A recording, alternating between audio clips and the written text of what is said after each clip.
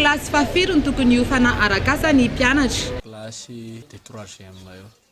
Ny tena mety dia aorianan'ny fahazahoan'ny baky izy ny tena tokony hianatra hiofana arak'asa. À partir ny classe de 3e satria ny fahefa-mividy ny ray aman-dreny amin'izao tsy mahavita mampianatra zaza lavitra tsoa. Ny kilasy famaranana ohatra hoe baky. Ny hevitry dia ny ambaratonga faharoa dia tokony hiarika amin'ny arak'asa ny mpianatra. Manomboka eo amin'ny kilasy de 3e, kilasy terminale. Tokony vao miditra kilasy 6e ny mpianatra tokony efa miofana miasa izay ho ataony eny aoriana. Izany hoe vao any amin'ny sehatra ambany indrindra dia efa tokony hiomana amin'izany izy fa raha ohatra ka efa aty ambony izany dia mieritreritra izany dia mety sarotra be ny fianarana amin'izany hoe hiasa izany. Ny ankapobeny aloha tokony manomboka mianatra arak'asa ny mpianatra eo amin'ny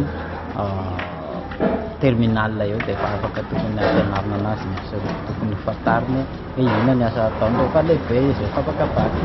Eo amin'ny terminal avao kilasy de seconde ny mpianatra na hoe amin'ny ambaratonga faharoa tokony efa omanina amin'izany arak'asa zany satria raha vao afaka be ampiasaina zaza dia considérena hoe efa manana toe-tsaina hafa izy dia omanina amin'izay arak'asa zay rehefa manomboka kilasy de seconde.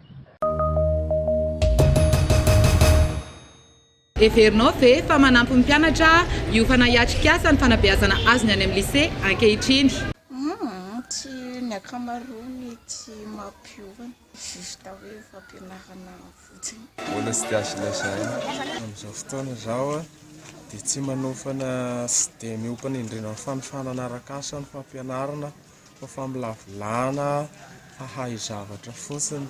Ie manofana. Tsy dia tena manofana aloha fa tsara ngamba raha ohatra araka ny heritreritra any amin'ny atelier ny tanana anana ny stage aloha zay vao manampy ny fahaizana azony any sekoly. Raha ny teknôlôjia aloha dia manofana azy hiatrika asa tokoa ny fampianarana ny fanabeazana izay ataony satria raha ohatra ka mifanaraka tsara amin'ny safidy. Ny tomboko tena miofana arak'asa ny fiofanana azony ankizy ny ampianarana tena manao pratika be dia be ny ankizy. Ie amin'ny ankapobeny aloha dia izay satria matoa ilay mpianatra mianatra dia ny hoe nitanjona dia ny hoe mba hiasana.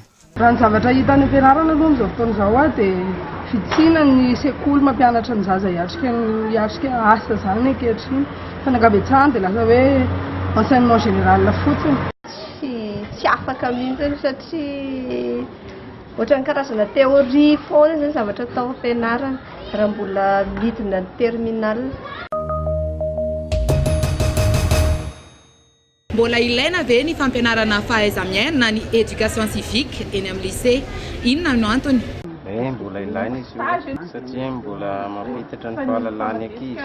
Tena ilaina dia ilaina tokoa ny fampianarana ny éducation civique na hoe ny fahaiza-miaina na hatrany amin'ny lycée satria io dia tokony ho fantatry ny tanora foana hoe inona ny tokony ataony mandritra ny iaina amin'ny tontolo.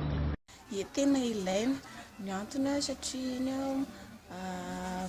eo amin'ny fiarahamonina zany ilaina ilay fahaiza-miaina mba tsara ny fiarahamonina dia eo amin'ny fiaina zany aiza n'aiza tany aleha dia ilaina ilay fahaiza-miaina. Mbola tena ilaina satria vao manomboka tena arisaina mihamatra ny olo. Mbola ilaina satria indraindray ny ankizy izao tsy dia ny fampianarana ray aman-dreny tsy dia mianatra dia ilaina tokoa.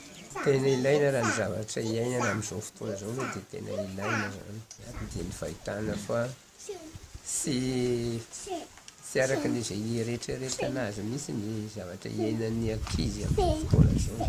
Tena ilaina satria maro ilay ankizy dia mahay an'ilay fomba fiainana eny moa zany tena ilaina.